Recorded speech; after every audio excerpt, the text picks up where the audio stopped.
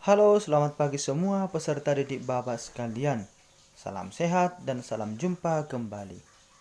Hari ini kita akan membahas tentang Yesus mewartakan kerajaan Allah dengan tindakan. Dalam mewartakan kerajaan Allah, Yesus menggunakan beberapa cara atau beberapa metode. Ada yang menggunakan perkataan, ada dengan tindakan atau perumpamaan-perumpamaan, atau dengan mujizat-mujizat dan lain sebagainya. Hari ini kita akan membahas Yesus mewartakan kerajaan Allah dengan tindakannya. Nah, sebelum kita bahas lebih lanjut tentang Yesus mewartakan kerajaan Allah dengan tindakan, terlebih dahulu kita mengenal dulu atau membaca satu cerita, yaitu kisah Santo Fransiskus Assisi, seorang kudus dalam gereja Katolik yang dengan tindakannya dia mewartakan Injil Tuhan. Santo Fransiskus dikenal sebagai seorang santo yang mewartakan Injil lewat cara hidupnya atau teladan hidup, sehingga ia dijuluki sebagai Injil yang hidup.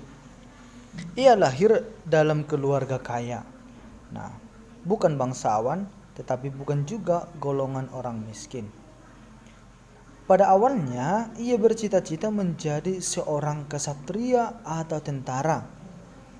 Gaya hidupnya yang periang bersama teman-temannya membuatnya jadi tidak peduli dengan harta orang tuanya.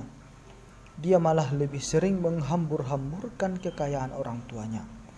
Nah, tujuan dia menjadi seorang ksatria atau menjadi seorang tentara supaya menaikkan golongan atau status dalam status sosial keluarganya, di mana sebelumnya hanya tergolong orang kaya dan bukan bangsawan. Tetapi dengan dia nanti menjadi seorang prajurit, maka golongannya menjadi naik menjadi golongan bangsawan. Nah, itulah tujuan awal dia.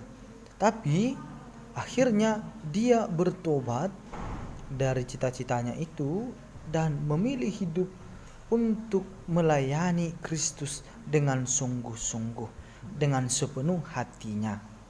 Santo Fransiskus pada awalnya ketika dia masih bersama teman-temannya, dia sangat jijik melihat orang-orang kusta. Nah, tetapi setelah pertemuannya di daerah perang, dia bertemu dengan Kristus, akhirnya dia bertobat. Dia akhirnya mencintai orang-orang kusta, orang-orang kecil, orang-orang miskin. Nah, akhirnya dia merawat orang-orang yang sakit kusta itu. Dia melayaninya, dia mengemis supaya dapat memberi makan orang-orang miskin ini. Nah, itulah salah satu teladan yang sangat luar biasa yang bisa kita terima dari Santo Fransiskus Assisi ini.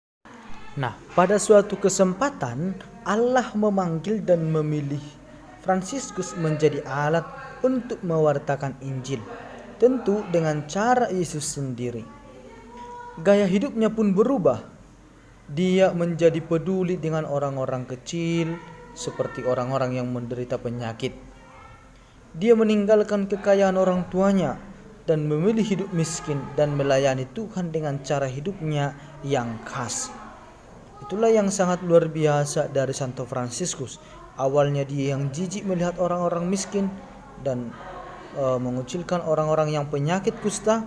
Akhirnya setelah Yesus memanggil dia dengan caranya, Fransiskus bertobat 100%. Dia bertobat, dia meninggalkan cara hidupnya yang lama dan mencoba melayani Kristus lewat orang-orang miskin. Nah, itulah tentang kisah Santo Fransiskus yang ada dalam topik kita kali ini. Nah, anak-anak didik Bapak sekalian, nah demikianlah kisah singkat Santo Fransiskus Assisi. Memang masih banyak lagi kisah hidupnya yang boleh kita pelajari. Tapi untuk topik kita, ya ini saja dulu kita bahas. Nanti lain kesempatan kita mendalami lebih lanjut lagi. Nah, demikian pertemuan kita hari ini. Sampai jumpa pada pertemuan selanjutnya. Semoga Tuhan memberkati.